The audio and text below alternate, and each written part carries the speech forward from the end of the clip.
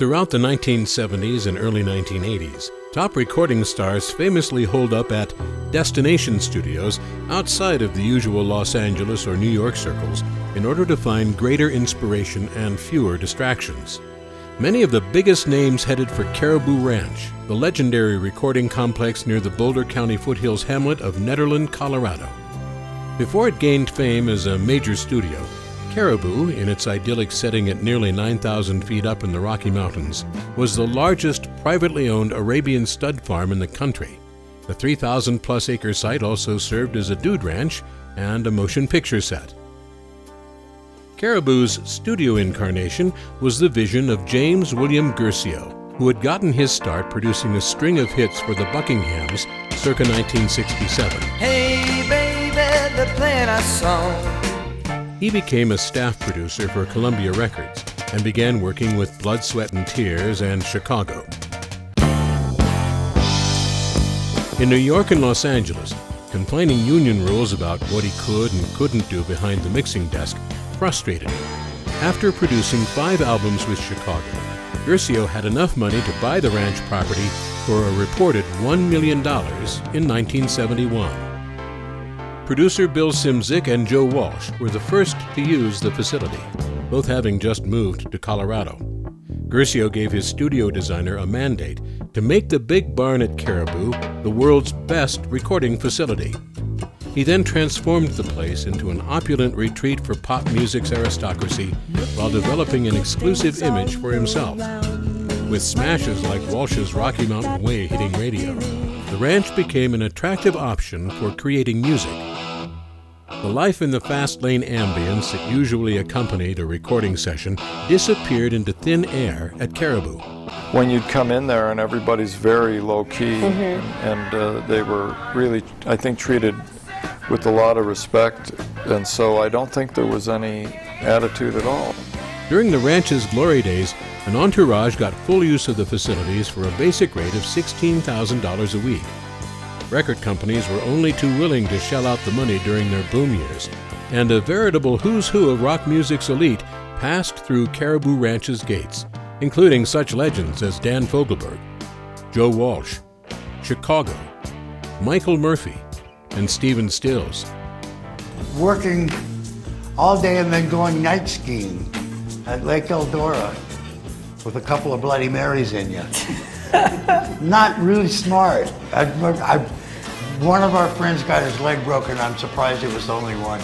The Beach Boys, the Nitty Gritty Dirt Band, Jeff Beck, Rick Derringer, the Souther Hillman Furay Band, Eddie Rabbitt, and Earth, Wind and Fire.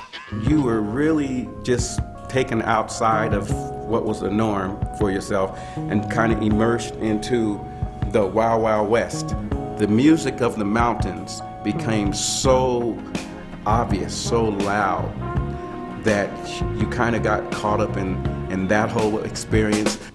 America. I've got this feeling that today's the day. Rod Stewart, War, Frank Zappa, Sheena Easton, Michael Jackson, and Billy Joel.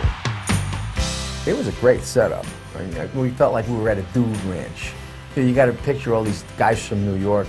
Hey, yo, what's going on? You making any pizza up here? And, you know, the Caribou girls, they were like the Caribouettes, I guess they were called. They're cooking up a big mess of food, and we were living in these log cabins. It had that great smell. There was always a fire going.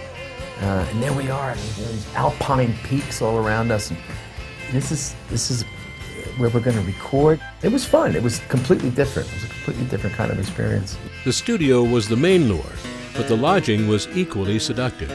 The cabins, which slept up to 36 people, featured brass beds, lace curtains, leather-upholstered furniture, huge rock fireplaces, hardwood floors, dark cedar walls, and massive stereo systems.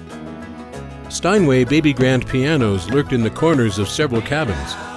To while away the off hours, there was a comprehensive library of movies and games, an antique pool table, horseback riding, and ski-mobiling. But the favorite pastime had to be eating. A staff of friendly cooks remained on call 24 hours a day to prepare any snack or meal that came to mind. And every evening, a dinner bell rang out and everyone assembled in the mess hall for a sit-down dinner with candlelight and wine.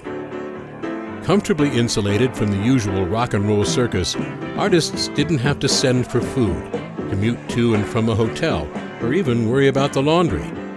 In 1973, the year Caribou Ranch opened, Chicago filmed a network television special there, Chicago, High in the Rockies.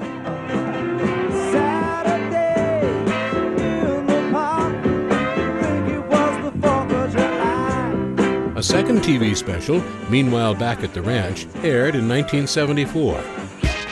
Caribou gained additional prominence when Elton John recorded the gratefully titled Caribou in the spring of 1974. Caribou topped the album chart on both sides of the Atlantic, remaining in the Billboard Top 200 Albums chart for over a year. It spawned John's fourth million-selling single in 8 months, Don't Let the Sun Go Down on Me.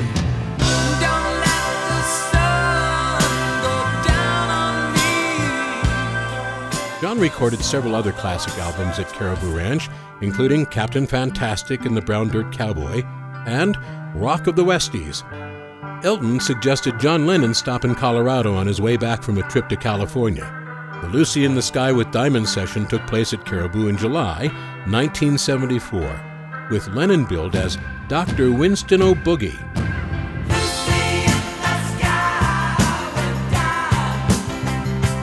Elton John's smash Philadelphia Freedom took only 5 weeks to become his fourth #1 single. Stories abound from the studio's heyday. Supertramp's crew dragged a grand piano up behind Caribou on a snowy mountaintop to photograph the album cover of Even in the Quietest Moments. Ultimately, other studios cropped up around the world that offered similarly exotic atmospheres. Caribou stayed busy, but when labels scaled back recording budgets, expensive destination studios fell out of favor. Caribou finally shut down after the control room suffered extensive fire damage in March 1985.